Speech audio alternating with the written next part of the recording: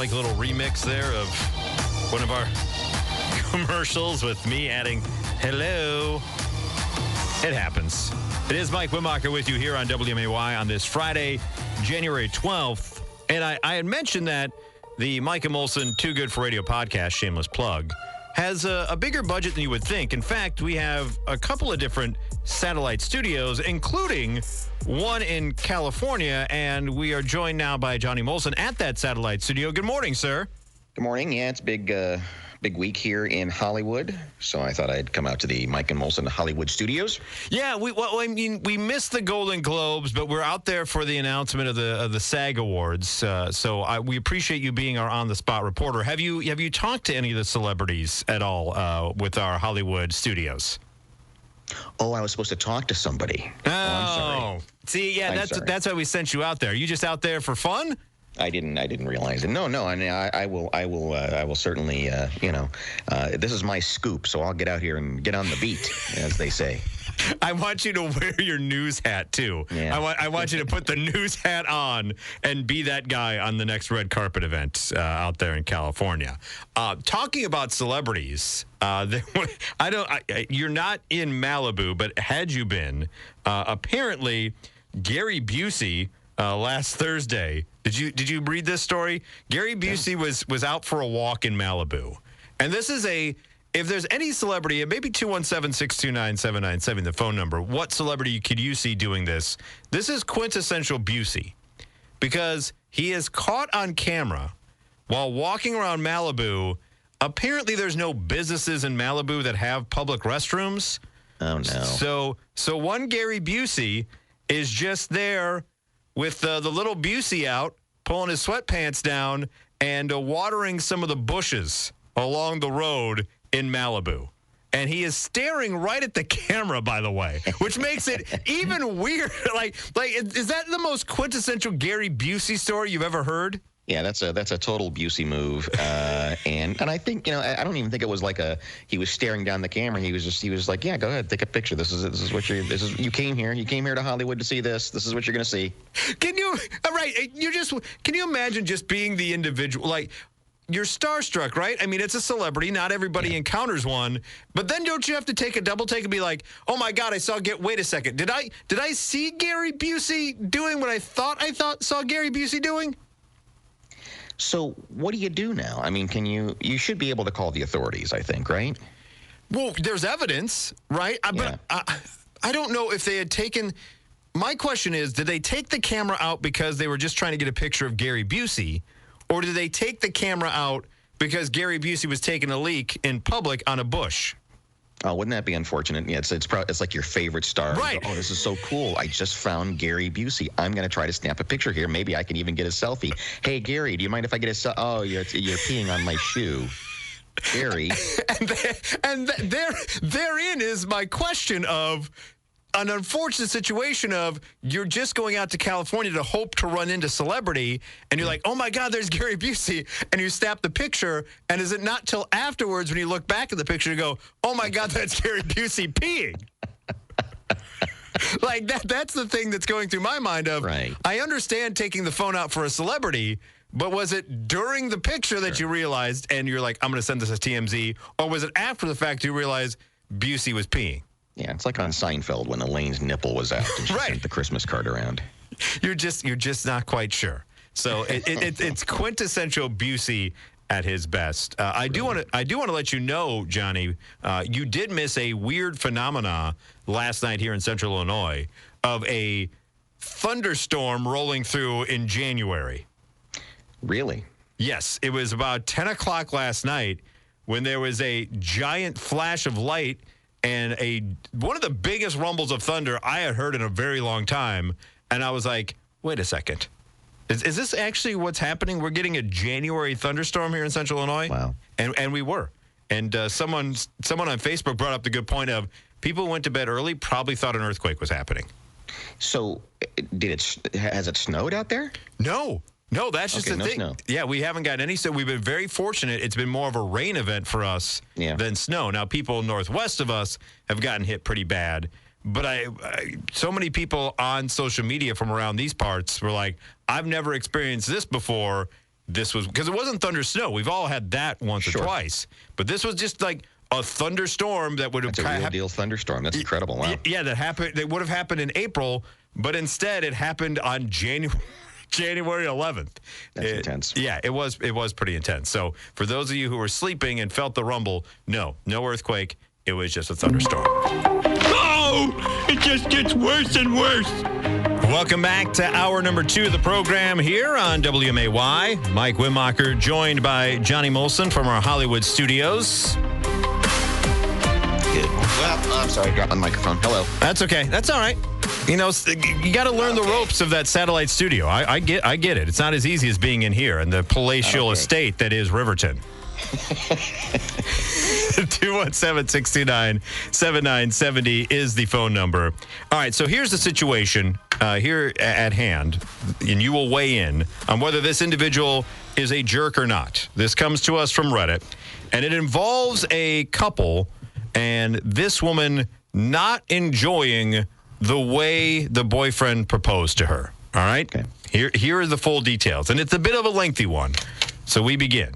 She is 25. Her boyfriend's 26. They've been together for just under 3 years and are expecting their first child in March. They've been open talking about marriage, so the engagement itself was never going to be a surprise, but the proposal was.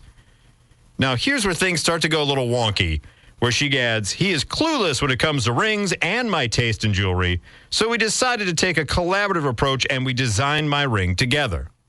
So she's already kind of thrown on the bus, be like, this guy's an idiot when it comes to jewelry. I need to take his hand every step along the way. They said in the process of all of that, I made it very clear what kind of proposal I wanted. I made it known explicitly to him that I wanted to get engaged, surrounded by all my closest friends and family, and that having them involved or in on the surprise was very important to me. After the ring was ordered, I was in the dark. I had no idea when it was going to be ready and no idea when he was going to propose to me, so I just waited with excited anticipation. She goes on. 2 nights ago, we took our dogs on an evening walk at the beach near our house that we frequent regularly.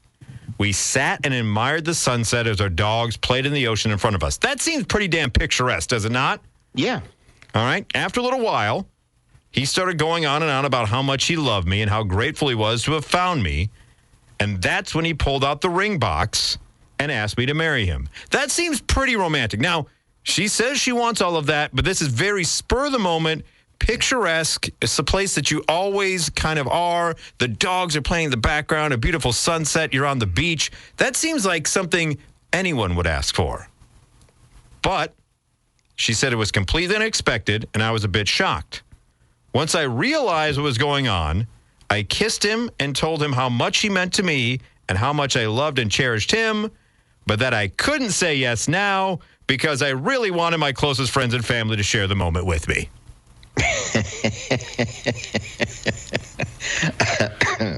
He got really upset and told me that he wanted to do something more intimate and keep the moment between us, and that he wasn't comfortable doing it in front of everyone. I've tried to reason with him over the past couple of days, but he's been giving me the silent treatment for the most part because you said no to his proposal. She said, I can't say yes now. Correct. She left him hanging. Right, exactly. She goes, I get where he's coming from, but at the same time, I had to design my own ring because he doesn't pay enough attention to the small things like the jewelry I wear. So I really wanted my proposal to be something that he put a lot of thought into to make it special to me. 217-629-7970. Okay, but shouldn't it also be special to him? Yeah, I mean, I'd be interested to know what the conversation was like when she said, hey, let's do this. I want this to be a thing, and I want my friends around.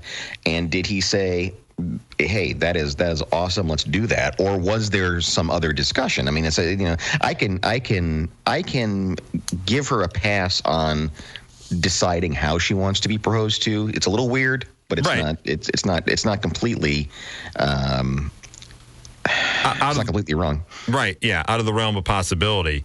She ends by saying, I've heard of countless instances where a girl has turned down her partner's proposal because he did it publicly and she wanted something private, and everyone always seems to sympathize with her and her preferences and say that he should have paid attention to her preferences and requests. The way I see it is this is the exact same situation, but reversed. so I don't see why what I did was so wrong. Am I the jerk? At 217-629-7970, the phone number. Hi, you're on WMAY. He needs to tuck and roll and run. He just needs to get away. This is going to be a horrible, I'm going to say, 3-year relationship, marriage that he's going to be in, because she's going to be so demanding. And I would run. I'd say, sorry, you had your shot. This is between me and you. I'm not marrying your family. I'm not marrying your friends. Yeah. And and the other thing, I mean, at the point of she had to design her own ring, okay? When I got married, I was mid-20s. I wasn't in tune with everything. But the one thing I always remembered, my girlfriend, fiance, wife at the time, or wife to become my wife, she used to drop hints like she used to say marquee. She said marquee a lot, and marquee's a diamond. So I knew she wanted a marquee diamond, but she left the rest up to me, And I was like, but this just sounds, I don't know. I know they got a bun in the oven and everything, but my God, Yeah. I feel sorry for the guy on the long run, though. Yeah, I appreciate the phone call, and there's one for her being the jerk at 217-629-7970. Here's my problem with it, right? To your point, Johnny, they've had the conversation, and she seemed to have stressed this is what she wants, right? But it's not like he just did it at a Denny's. I mean, very true. For what he did was in my mind, the picture that she paints, and we are obviously in the business of doing that with words, it was pretty damn romantic. It's just you and him on a beach with the dogs you love, a baby on the way, the sun is setting over the ocean.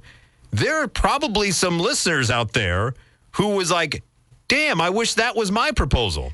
And he's willing to do all, he's in the moment. He feels that connection to you, and you go, yeah, I love you too, but you didn't bring my family here, so that's going to be a hard no for right now. Try again. Yeah, I mean, I'm willing to concede the guy is probably adult. That's possible. Yeah, that's true. But look, as like the caller said, when you're young, you don't know rings. You buy a thing, and he probably wanted it to be a surprise, and so sending out invitations and getting that kind of kills the mood. Man, I don't know. Could he have split the difference or something and made the proposal and said, and now let's go up the hill to the big party? I don't know how you solve this problem. It does sound like he can do no right by her. Yeah, but here's the thing. Let me ask you this. And 217-629-7970, where are you falling on this? So are you thinking she's a jerk, or does she have a valid point that he didn't listen, so maybe he's the jerk in the situation? But could have been a situation, could she have said, yes, but we need a second one? Could she have said yes in the moment and been like, this was fantastic, I'm glad you're happy with it, but let's pretend it never happened. We'll keep it between us because that's what you wanted, a private thing. But try again with a different situation with family around. There's no doubt that she gave him a swift kick in the jimmies, and he's probably pretty bruised right now. I would be. You're not wrong. I mean, if nothing else, she gave him a kick in the emotional Jimmy. That's for sure. Of like, he was thinking that he was the most romantic guy. And I understand there's parameters always set, right? Because we've seen it before, to her point, where guys think, oh, the Jumbotron is romantic. And it's like, the Jumbotron is not romantic. And so parameters usually set. And that was one of the ones that my wife to be said of like, I don't want it public. All right, this is more a private thing. And so I was like, okay, good. Not that I was going to go to Jumbotron route, but it can, break bad. But I don't know. Just the picture that she painted of the situation, I don't think he did a bad job. But what do I know? Hi, you're on WMAY. I blame social media and the need to project the perfect life and happiness. I mean, this guy obviously is uncomfortable proposing in front of the family and friends, and that's perfectly okay. Like, her desires doesn't override his desires to want to be comfortable and have an intimate moment. There's absolutely no reason to have your family present when you ask your spouse to marry you. Yeah, I appreciate the phone call and the perspective there. I agree. I'm with you. lost in all of this is there is a second party involved in a wedding. Like, everybody focuses on the bride, and that's the way it's been for forever, and that's fine. But there is another person involved of all this, and if he was uncomfortable, to your point, Johnny, of if he is not great in coordinating things, right? If he's not good in, and maybe he's uncomfortable with the family because they have a baby on the way and they're unmarried right now, and maybe there's some tension between him and her parents, or maybe one of the friends doesn't really care for him a lot, then to try to put your faith into those people to pull off a surprise, it could go awry really quickly. I genuinely hope she makes another post when he finally does propose, because my guess is he'll do what she says and it still won't be right. Right. It'll be at the wrong place, or you didn't invite cousin Sarah? Oh my God. Sarah needs to be a part of this. No again, and try a third time with Sarah here. Hi, you're on WMAY. She definitely needs some preparation age. She's definitely. But I think that he now gets to say, fine, okay, you win this one. When you go to have the kid, me and my drinking buddies are all going to come watch. Yes. I get to say who's going to be there because it's important for me. I love that. That is a great solution and a great phone call. Yes, that is. Everybody come in. I'm going to hand out the cigars, and we're going to drink the beers right here in the delivery room, because that's how it's going to roll. That's right. My best man's going to cut the cord. That's how we're going to do this. It is Mike and Molson with you here on WMAY. Hamburger indeed, because during this segment, we're going to talk some beef. Because a dude in Chicago's got some beef with some ladies who started a Facebook page. It's Mike Wimmacher, joined by Johnny Molson out in our Hollywood studios, our satellite studio there. 217-629-7970, the phone number. So here's the situation, Johnny. This guy, let me introduce you to, and this guy has a great name, by the way, Nico D'Ambrosio.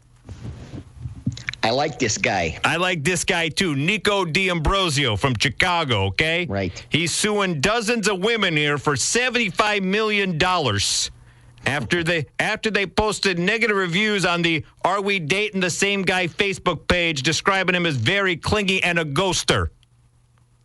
Damn, I've heard of this happening, that there's like these secret pages where women in the community will, who are on dating apps, hey, throw up an alert and say, this guy's a player, keep an eye out for him.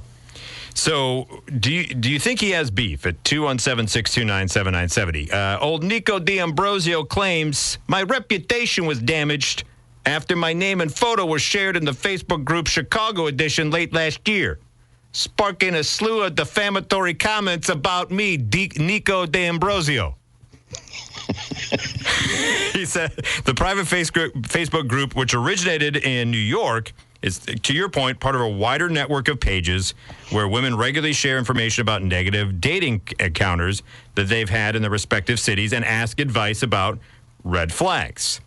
D'Ambrosio said he met the first woman who made the original post at an event in Chicago last year, and they had consensual sex that same night. Good for Nico. I love how Nico had to add, hey, it was all above board, all right? Nico doesn't do that kind of stuff. I specifically asked, and she specifically said yes. She wanted a little D'Ambrosio in there, if you know what I'm talking about. The pair went on a handful of unremarkable dates, but they never engaged in an exclusive dating relationship. D'Ambrosio alleges the woman then later took to Facebook group to spread the lies about him, including that he, quote, got very clingy very fast, flaunted his... No, Nico D'Ambrosio wouldn't flaunt his money, and kept talking about how I don't want to see his bad side, especially when he was on business. Hey, listen, lady, you don't want to see my bad side when I'm on the business calls, toots. Yeah, you saw the movie, I saw the movie. You never ask about a man's business. He is now seeking $75 million in damages because he is a victim of defamation, doxing, and privacy invasion. Man, and let's just for fun take him at his word. What the hell happened? I mean, that's incredible. Correct. That he's going that scorched earth. Well, here's the thing. It must not be just the first woman there must have been more that commented possibly on old Nico D'Ambrosio, or there's enough women on that particular private page in Chicago where it's a little bit difficult for Nico to get a date. I mean, he's claiming he got doxxed. Yes. He's claiming defamation. So, I mean, they obviously completely tore into this guy. And if what he says happened, good grief. Because the thing is, he's saying that the fact that he's a ghoster and that he gets very clingy very fast is untrue. And so I understand. 217-629-7970 is the phone number. Does he have legit beef? I don't know. He has legit beef in the fact that, hey, I want my side of the story to be heard as well. But I don't think he has $75 million in damages beef. I'd love to know how he calculated that thing. Look, I don't begrudge women for having a place where they can share notes. Yes. I mean, that's the other part of this equation. That's the other part of this equation. That does he not think that yes, this is a vessel to let more people know more quickly, but does he not think that women don't talk about bad dating experiences? Like that was never going to get out if he is what she says he is? I like the picture that's forming in my head, though, that in public, hey, I'm Nico, and I got a lot of money, and don't ask me about my business, and this is what we're going to do, and we're going to go back to my place and want to have some sex. But then when it's just one-on-one, it's like, oh, baby, don't leave me, man. I want you, baby. I can't sleep without you next to my arms. I like that, too, to your point, very braggadocio in public, but he's also the guy, hey, why haven't you answered my text? I'm worried about you. Oh, what I do wrong, baby? Please, just respond. All I'm asking is for a hello. I'm not asking for you to say, like, he just fills up her, it's like every 5 minutes she's at a meeting, it's like, diddling, who is it? It's Nico again. Yeah. I know he said to never bother him during his business, but good Lord, don't bother me during my business meetings. Hey, that was a side of me no one was supposed to see, all right? That's what the defamation is. Nico's got a reputation to uphold here. You can't be spreading that around in the private Facebook message. So yeah, I get where he's coming from.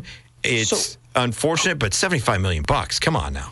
And is he filing a class action lawsuit? Does he want money from all of these women on this Facebook group? Yes. Yes, he's suing dozens of women. So any woman who commented on the post about Nico D'Ambrosio, he is suing all of them for $75 million. And I'm taking down Zuckerberg for even making it possible for this to happen. I tell you what, Meta, I got you Meta right here. You're not going to be out of business messing with Nico D'Ambrosio. I tell you what, you crossed the wrong guy. But I love also the fact that he gets very clingy very fast and then ghosts you. I'll teach you a lesson. Yeah, exactly. You want a little Nico, you get no Nico. You either get Nico when Nico wants you, or you get no Nico at all. You get Nico on 10, or you get Nico on 0. There ain't no in between, baby. That's the way this works. Nico shows up on Nico's terms. By the way, please don't share this with Nico, because then we will be sued by him as well for defamation. Your Honor, I am including in this here defamation lawsuit Michael and Molson from WMA's Y. Down in the Springfields, Illinois. Those people down there, down south in Illinois, they talk all crazy about separating from Chicago. We're going to teach them a lesson. I don't know who these guys are. I never heard of them. I don't know them from Adam, but they are in the lawsuit now, too. Them and Kathy from Berwyn are also in the lawsuit. It is. This guy has some issues, that's for sure. Yeah, man, I'll tell you what, that dang old internet, man, you just go on there and point and click. It's real easy, man. It certainly is. The internet is filled with many things, including now, apparently, a new cottage industry of dead comics having AI used to put together a new stand-up special for them. It is Mike Wimacher with Johnny Molson in our Hollywood studios. I didn't realize that there is a YouTube channel that basically specializes. It comes from Dudesy. It specializes using artificial intelligence to then put together a comedy special for a comic that has since passed away. And the most recent one they've done that for is George Carlin, They call the special "I'm Glad I'm Dead." Wow. How do you feel about that? 217-629-7970.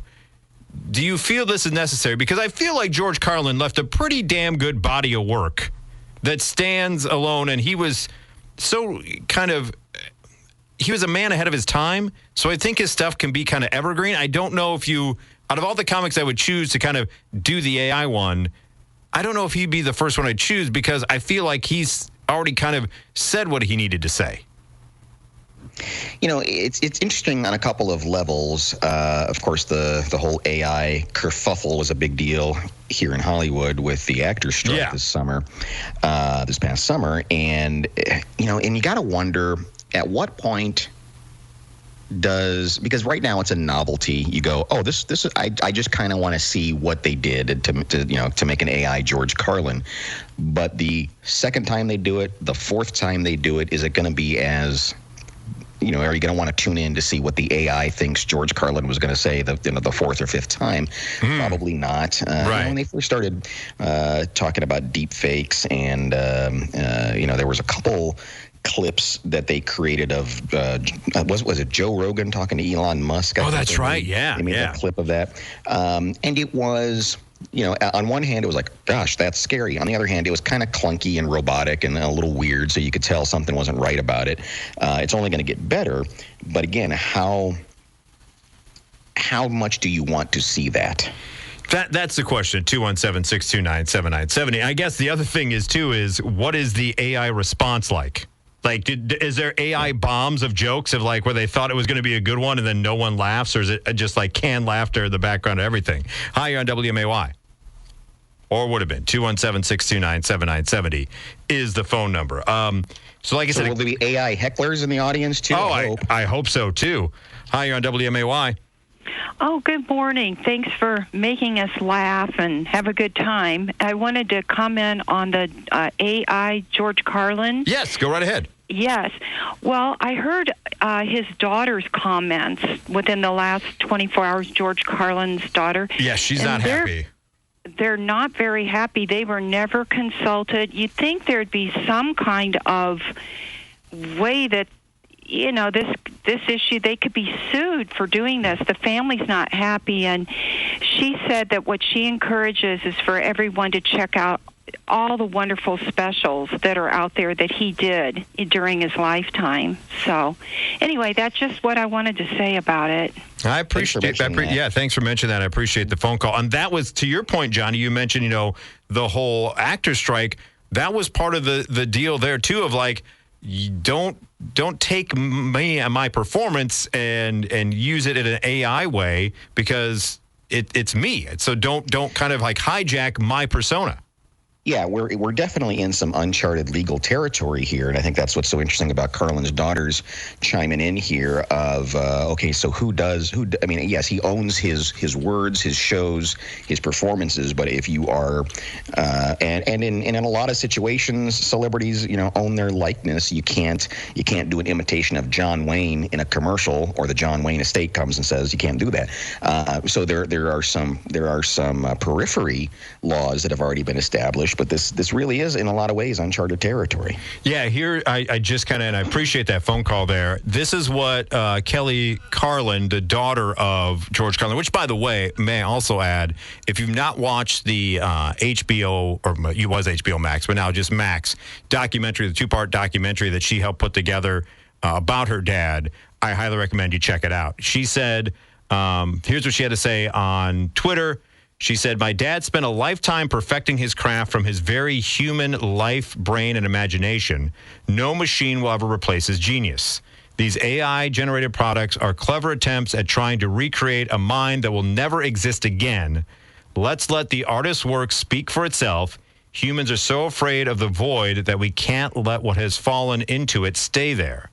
Here's an idea. How about we give some actual living human comedians a listen to? But if you want to listen to the genuine George Carlin, he has 14 specials that you can find anywhere." So that is the official comment from George Carlin's daughter pertaining to this AI George Carlin, Thank God I'm Dead special that Dudesy put out that dropped earlier this week on YouTube.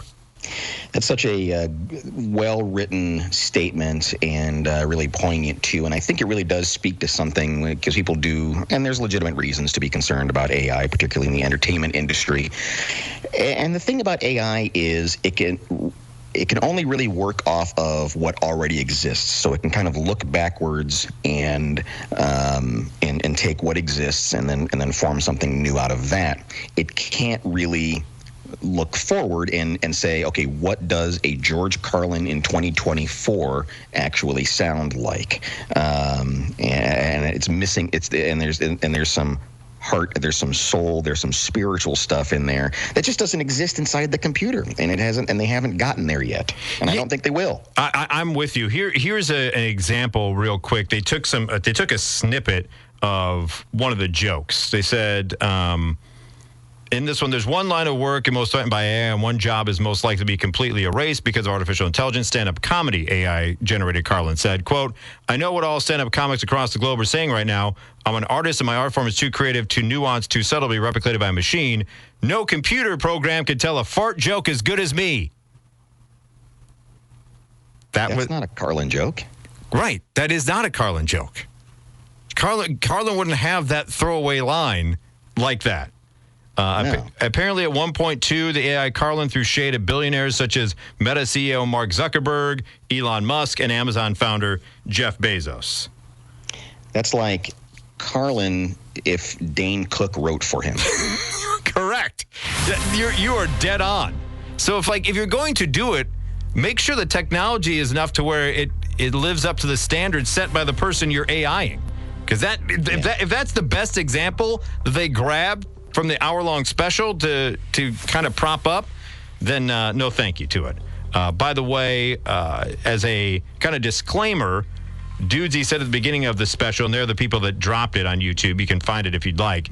They said, I listened to all of George Carlin's material and did my best to imitate his voice, cadence, and attitude, as well as the subject matter. I think he would have interested him today.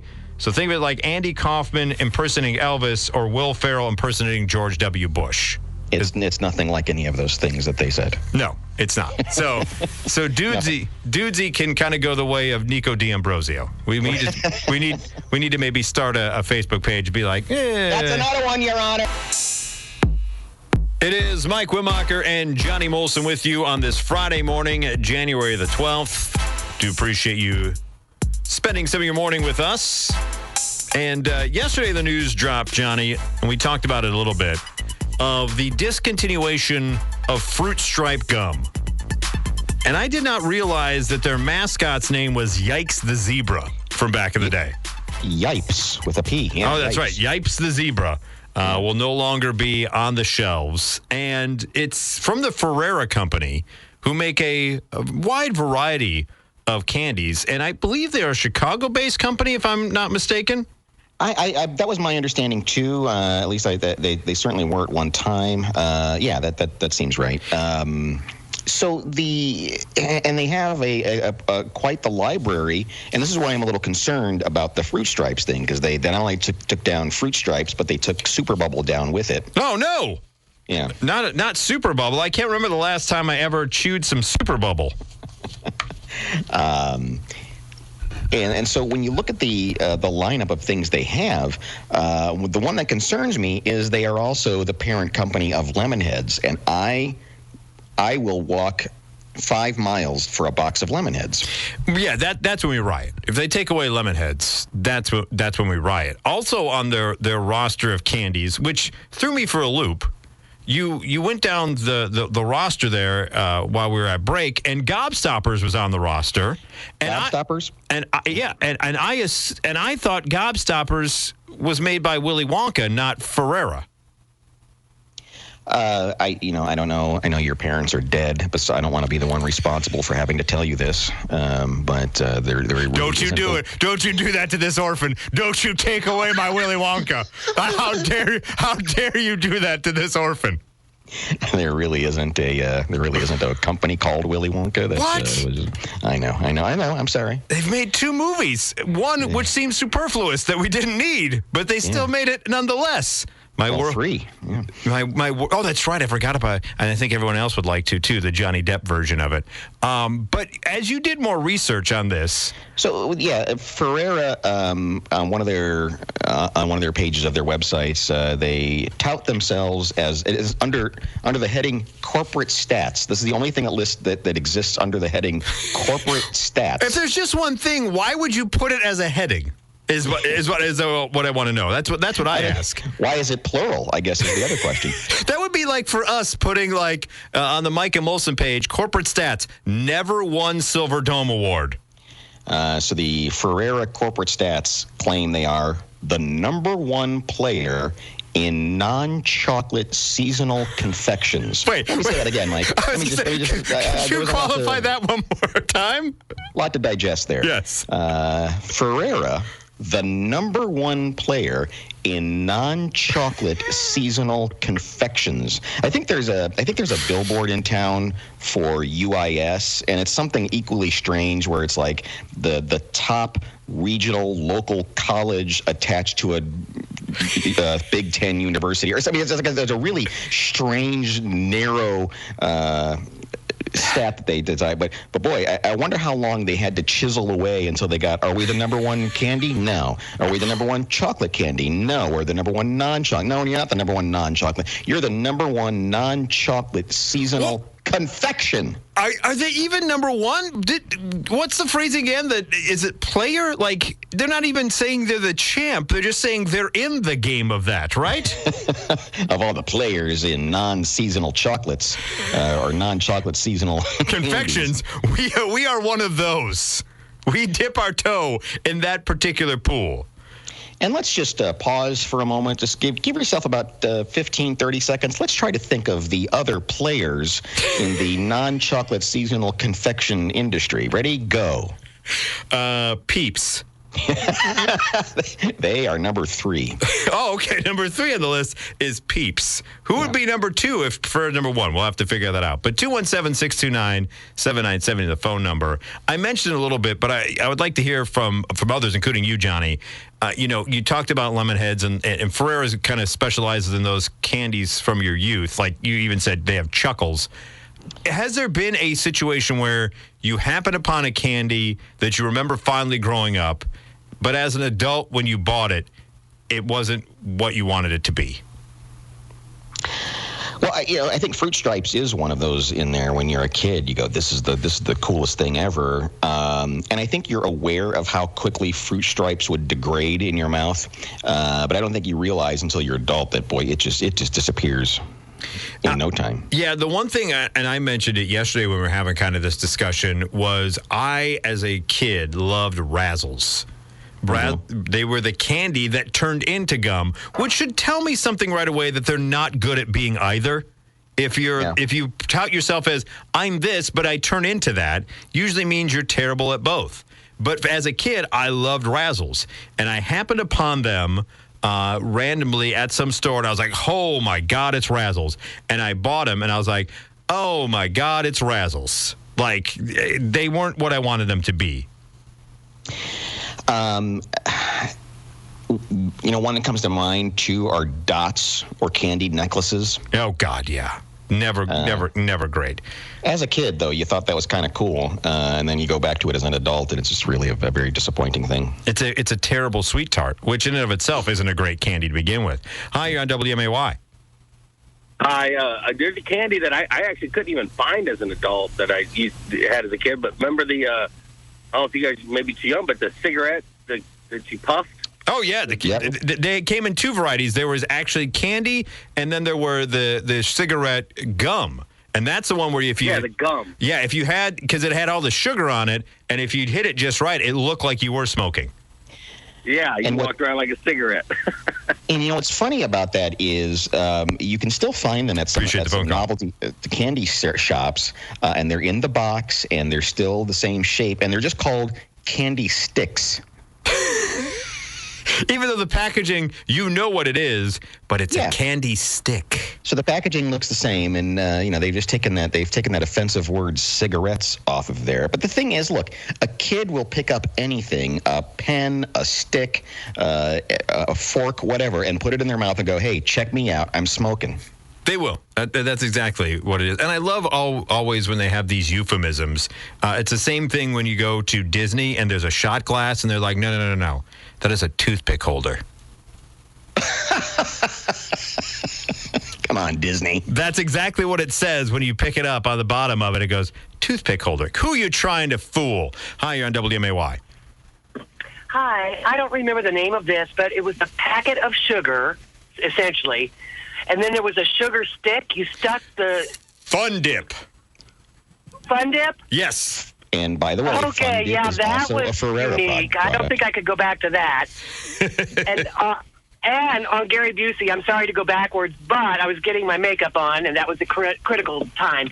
I think I would have just joined him in the picture. That is definitely a moment. Exactly. That's a selfie of all selfies right there. Indeed, do. Appreciate the phone call. Yeah, Fun Dip is still, if you want instant diabetes, you go straight to the Fun Dip.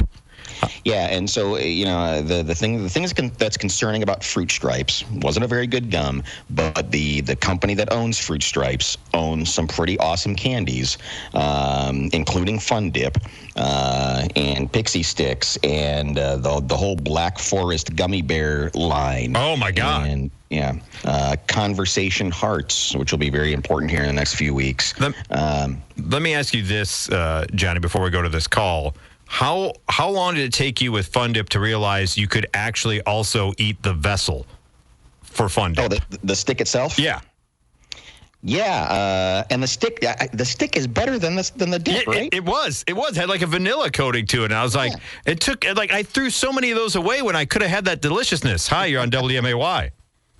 You remember the candy that increased your batting average? Oh, Big League Chew? Big League Chew, shredded bubble gum. Yep. I to this day, when I played softball, I appreciate the phone call, I would always have some Big League Chew. Another opportunity for children to imitate using tobacco. Yes, exactly. It was socially acceptable. Like, I got my pouch and I shove it in there. But Big League Chew, I will say this. While I still love it, it went to too many flavors. They went cotton candy and watermelon and Big League Chew just needs to be original, or if you're feeling saucy, grape. I don't need any other flavor of Big League Chew. I wish they would have expanded beyond tobacco and kid versions of Tom Collins or an old fashioned or something that they. And you can get drunk. You can be exactly like your dad, smoking and drinking alcohol. There's a great idea. Copyright that. A new bar for kids. Where it's kitty cocktails and candy cigarettes. It is Mike Whitmacher and Johnny Molson with you here on WMAY. It is WMAY. Mike Whitmacher here locally and Johnny Molson at the Mike and Molson Too Good for Radio podcast satellite studio out in California. Good morning. By the way, new episodes dropping every Friday, so be listening. Yeah. Can you stop saying dropping like you're a rap star or something? Because we don't really drop an episode. It's not a. Do we upload then? I don't know. It's just there will be a new episode. I don't know what you're trying to prove by saying a new episode drops. Like people are like we're not an EDM duo. Like dropping the beats. Just makes me uncomfortable when you say that. Okay, well, we will not drop it like it's hot. There will be a new episode. Just say it like a human being. I don't know I don't know who you're trying to impress. You never know who could be listening, Johnny. Snoop Dogg may be tuning into WMAY right now, and I want to pay my respects to the man with saying drops. Okay, new episodes available every Friday. Does that make you feel more comfortable? There. Now you said it like a regular person. Okay, perfect. Now that you feel comfortable, I'm going to make everybody feel uncomfortable because it's a Friday. You want to feel good about yourself. But according to the Consumer Electronics Show out there in Vegas, there's a new AI mirror, I should say, debuting this week that promises to tell you when you'll die. How close to die are we talking here? Well, that's a good question. They say the Anura Magic Mirror by Neurologics is a 21.5-inch vertical tablet with a mounted camera. It tracks over 100 health parameters by scanning blood flow under the surface of your face. The device promises to detect signs of everything from high blood pressure to fever symptoms, to depression or mental health risk, to 10-year stroke risk, to facial skin age. But it can also warn you if it thinks you're about to die. So apparently, it is going to tell you right away, like, if you don't go to the doctor now, you may not look at me in the morning. Can you imagine that? Yeah, you turn that thing on in the morning, and it just goes, uh-oh. This is not good. Do you have your estate in order? Because if you don't... I'm sorry to be the one to have to tell you this. Mirror, mirror on the wall. Who's the deadest one of all? That would be you. One telemedicine expert praised the device as ideal for clinics and elder care homes. Oh, I don't think that's ideal. That's the last thing you would want in the elder care home. You don't want to be like, hey, I know we have a new client and where beds are full, but tell them we have well, not a live one, but a dead one here soon, so we can clean it up pretty quick and turn around it in 2 days. Yeah, they place it there in the community cafeteria, and like 6 or 7 people get up in front of it, and they goes, well, maybe 4.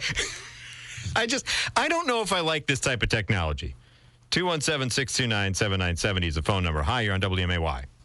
You know, I got to tell you, I'm sorry, Johnny, but I also heard that people who eat Necco wafers die earlier. Shut up! And Necco wafers, the people who make Necco wafers are the same ones who bring you the candy hearts and circus peanuts. She has a great point. I appreciate the phone call. So, Johnny, you need to knock off those Necco wafers. You need to stop it. You need to stop it with all of that, Johnny. Thank you for the phone call. Necco wafers are a brilliant piece of candy. That's a little extreme. Talk like a normal person. You told me about dropping. Talk like a normal person. I like Necco wafers. Shut up. I like circus peanuts, so we're both in the same boat. But yeah, I understand what they're trying to do with this AI mirror, but I don't know if I want to know when it's going to happen in that close of proximity. I appreciate the heads up, but even if it were to say, mirror, mirror on the wall, you have 4 weeks to live. It's like, hey, what? I don't need that kind of information.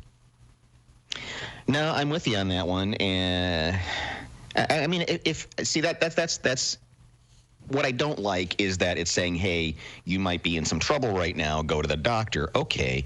What I really would like is now in my present state to be able to look at it and say, hey, you got a good 38 years. Make the best of it.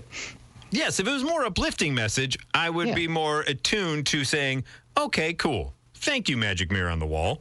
Yeah, but somewhere around September of 2054, just start slowing down there because don't buy green bananas anymore. The manufacturer hopes the device will get people advance warning for the proactive medical attention they need, offering the device not just for homes, but retailers, gyms, schools, retirement homes, and pharmacies. Do we really need it at gyms and schools? Retailers? Yeah. So you're sitting there with a nice suit on or something, and the mirror just shakes its head at you and says, you probably don't want that one right now. That's very true. I didn't think about that. Are they going to be in the fitting room? Be like, well, that dress looks great. Too bad you're not going to wear it. And is the event within a week? Because you're dead if so.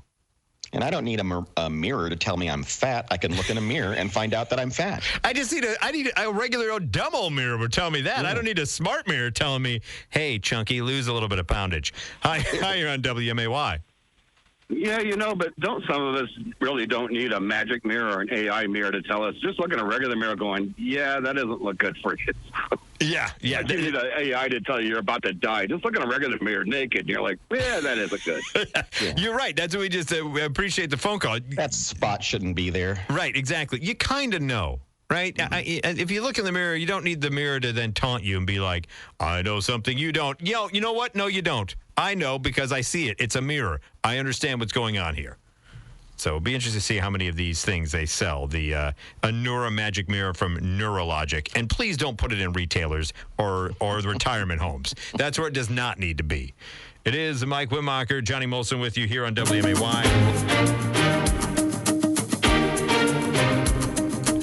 It would help if there we go.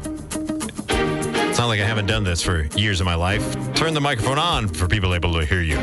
It is Mike Whitmacher and Johnny Molson with you here on this Friday morning, January the 12th. Appreciate you spending some of your morning with us. 217-629-7970 is the phone number. And according to a Real Clear Opinion research poll, God, there's a lot of words there, isn't there, Johnny? Yeah. Yeah, so according to their poll, if you are an individual who believes in aliens, ghosts, or the devil, you are not alone because a majority of Americans believe in those things.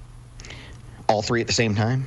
Or just any of the above? Any of the above. I don't know. Yeah. I don't know if I don't think it's a setup for a joke that you believe in of like, you're never going to believe a ghost, an alien, and a devil walk into a bar.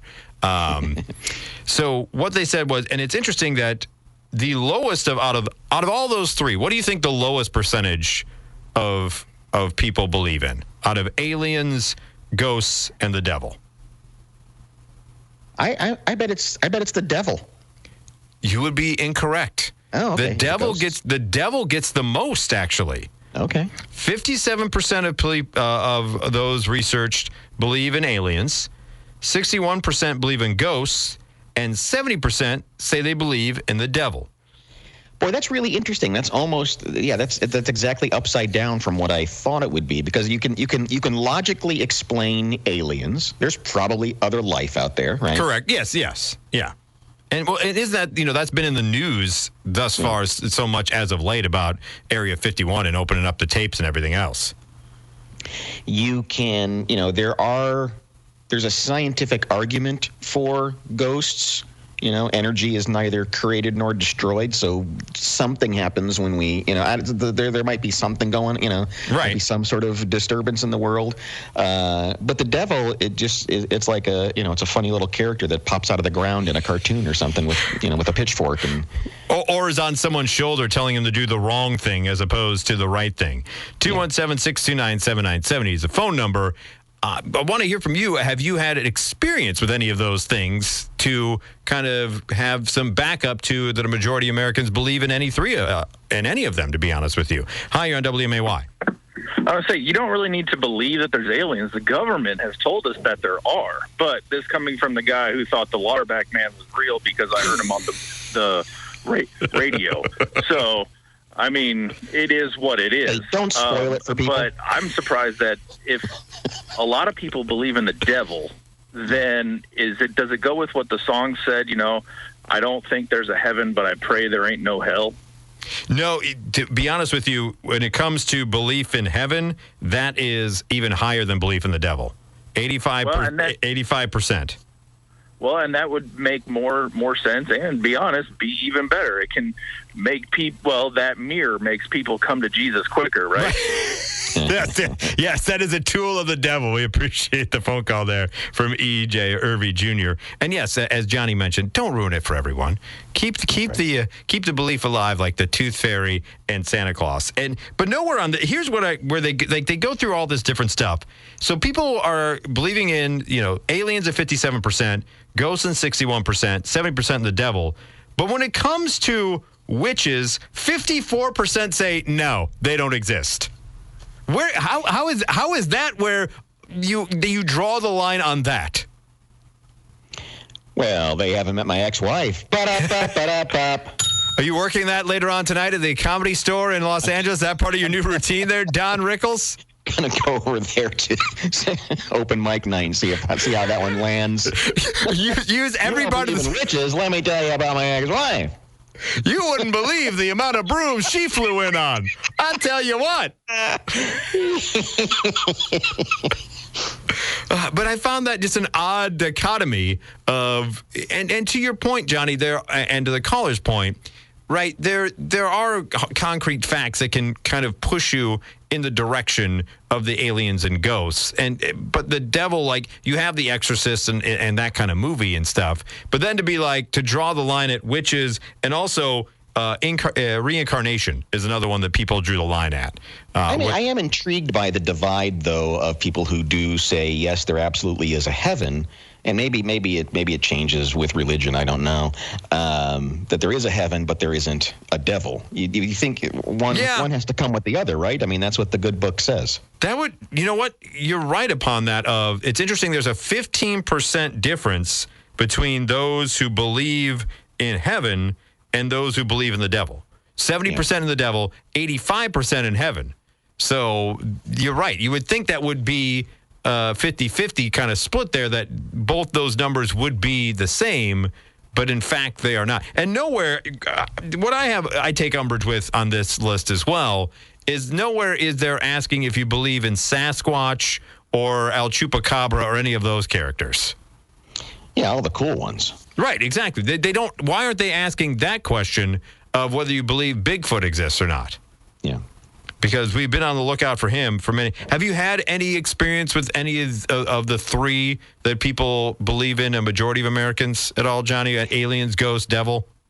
The only unusual thing that's ever happened to me was we did go to a cemetery that was supposedly notoriously haunted, and there was something did play out that matched up with all of the stories of this cemetery that made me go, uh-oh, I didn't think that was going to happen. But it still didn't do enough to make you go want to watch Ghostbusters. What is this now? I said it. You didn't want to go watch Ghostbusters after that? What is that, a musical? It's actually it's a movie. It stars Bill Murray. It also has Dan Aykroyd in it, the late Harold Ramis, and our friend of the show, Ernie Hudson, was in it too. Oh, okay. Has this been out recently, or? There's a new reboot of it that brings Paul Rudd into the equation, and there will be a new version, another installment of that chapter coming up in March, if you're so inclined. If you want to jump in 4 episodes into the thing, you can do so in March. Look, I know it exists, and I know it, and I'm sure I will enjoy it. I just haven't gotten around to it. I will. I just haven't yet. Now what I want to add, that AI mirror, to also be able to read what movies you haven't seen that you should have before you die, and then it pops up and says, well, now's the time to watch Ghostbusters because you don't have much more time left to do so. This may well prove fascinating. Final moments of the program here on this Friday, January 12th. Mike Wimmacher joined by Johnny Molson out in our Hollywood studios. Appreciate everyone tuning in, listening, calling today. It's been fun. We just talked about how a majority of Americans believe in aliens, and one state has sent aliens a message, but I don't think it's a state that probably should be doing that. A Kentucky city blasted an invitation to aliens possibly living in a star system 40 light years away. Do we want Kentucky to be the state that is our representative to an alien life form? Well, I don't know, but I guess when you say that, I'm trying to think, where I would want aliens to go, and I'm having trouble. Not that I am disparaging any state. I'm just trying to think. Okay, if they can only go to one, which one would it be? Right, 217-629-7970 is a phone number. Because we can pick apart flaws in all of them, and we can Very say, true. Oh, no, actually, you go to Kentucky, they should sample some of the finest bourbon that we have in this country. Boom. I mean, there's all kinds of reasons. And that's exactly what they did. The scientists in Lexington sent a coded infrared laser message to TRAPPIST-1, a star with at least 7 exoplanets believed to be potentially hospitable to life. At about 235, I know you're a space nerd, so that's why I'm sharing the story too. Yeah, don't stop. Keep telling the story. Go. Yeah, go. At about 235 trillion miles from Lexington and Earth, the message won't reach its destination for 38 years, 262 days, 7 hours, 9 minutes, and 42 seconds. Roughly. The message, roughly. The message is a coded bitmap or simple pixel plotted image that contains information about Earth, including prime numbers, the periodic elements that are the building blocks for life in our corner of the universe. What are you doing sharing that secret with the alien race? Along with renderings of humans and horses. But here's where it goes. Also included in the message are the molecular structures for the elements of Lexington's favorite export, bourbon. And as well of dopamine, too, because they said, quote, Lexington is fun. That's just what we need is a bunch of drunk driving aliens flying around the solar system, smashing into Mars and stuff. Like, you know what? I was just about to say rear end Uranus, but I'm better than that. That's it. Me. By the way, me and Johnny will be at the Comedy Store tonight with his which bit and my rear ending Uranus bit. working out the Class A material out there in L.A. They said the team also threw in a scene of rolling Kentucky hills. The message, visit Lexington, written out in plain English, and a recording of Lexington blues master T.D. Young wailing on his all that was on this message that they sent into space. I tell you, though, as a fellow Illinoisan, I'm glad that Kentucky, I mean, yes, Lincoln was born there, and they always try to, that they hang on to that a little bit, but it's like, you know what, he's ours, shut up. Correct. But 217-629-7970, it's going to be a while to find out whether or not the aliens get this. But I don't know if I want, to your point, you could pick apart every state. Yeah. But I don't know if I want Kentucky being the official ambassador for the human race. If and when I don't know, as much as they're boring as all get out, at least they're boring. Iowa, there's nothing there. But, I mean, at least they would be, the ambassador of, pretty vanilla.